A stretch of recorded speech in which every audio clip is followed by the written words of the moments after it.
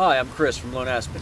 And I'm Jeff. We're going to talk for a little bit about water containment and the types of water containers we use and what we're looking for in a water container. Trust us, we've used everything there is out there. And for years we used those water bladders. You know, everybody uses them. Very popular in all aspects of outdoor community. Water bladders are okay. They're very convenient.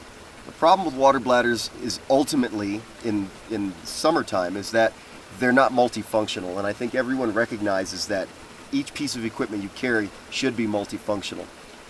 The winter is a whole nother set of stories, and we really specialize in the winter, and that's when those water bladders become utterly useless.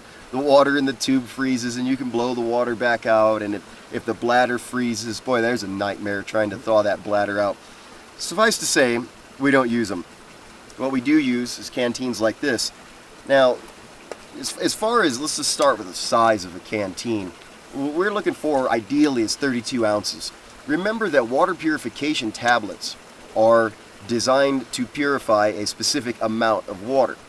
Therefore, if your water container is smaller than the recommended value of the tablet or whatever it is you're using, you may be risking exposing yourselves to the chemicals of the water purification system itself. If it is too large, like this one, it actually is a 40 ounce. If I put a tablet that will purify 32 ounces of water in here, I run the risk of not having purified water. So some of the features we're looking for roughly on these, the most critical feature, absolutely, hands down, is the wide mouth. The wide mouth is awesome. If you are scooping water up that you intend to purify, you can look down in there and see if you scooped anything up you didn't want. I was in the Midwest backpacking one time and scooped water up out of the creek and looked down in there, and there was a teeny tiny baby leech floating around in my water. And for those of you that have never tried to purify water with a bandana, but you've heard it's possible, it's a lot more difficult than you think it is, and it's almost impossible with a narrow mouth like on a military canteen.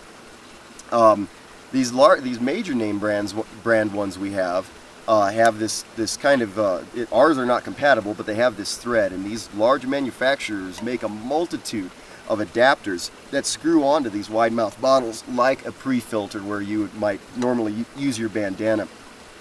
Another one is if you do really enjoy having the access of the drinking straw, some manufacturers make a siphon tube that has a tube that attaches to it to where you can use your canteen just like your water bladder. Yeah, the other things we look for is the materials that these containers are made out of. Aside from the water bladders, they have containers, canteens similar to these, but made in plastic, and those are really popular. But plastic can tend to lead to toxins. But even if it's BPA free, it just limits to the uses out in the field. If it's plastic, you can't put that in the fire and thaw the water out if it's frozen. You can't cook in it if it's plastic. You can't heat up some water before you go to bed when it's cold out and throw this thing down in your sleeping bag. So you're kind of limited with the use of the plastic containers. We've also tested aluminum ones out, and aluminum just didn't seem to be as tough as the stainless steel. And the problem is over time, you're cooking all sorts of things in it, you're heating it, it's cooling down. The aluminum is also going to leach toxins as well.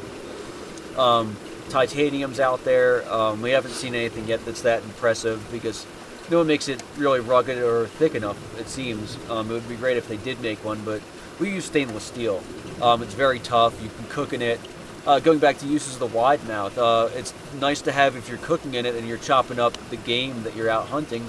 It's easier to get in the mouth of that thing and get it out of there. You could also use these as a hunting trap themselves. You can bury this in the ground, up to level with it and put some bait down there and try and trap a little critter, a mouse or a bird or something like that.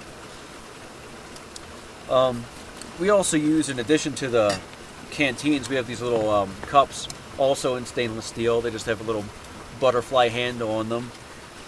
Made by different companies. It seems it's a universal type size, though. It fits nicely, and you can put it in your whatever your carrying device is, and it fits in there. It makes a nice cooking kit, because you could also just use this as your kit to cook and boil water in as well.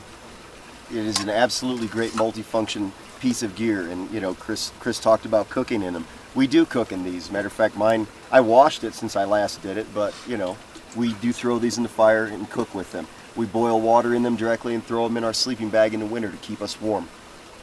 That is the only type of water containment we're really looking for. I rather like the cap on Chris's better than mine because he can hang it off of stuff. Some of you might recognize this one. This one's not made anymore, which is a travesty in my opinion. It's a shame they don't make it. But yeah, so that is what we use as far as water containment.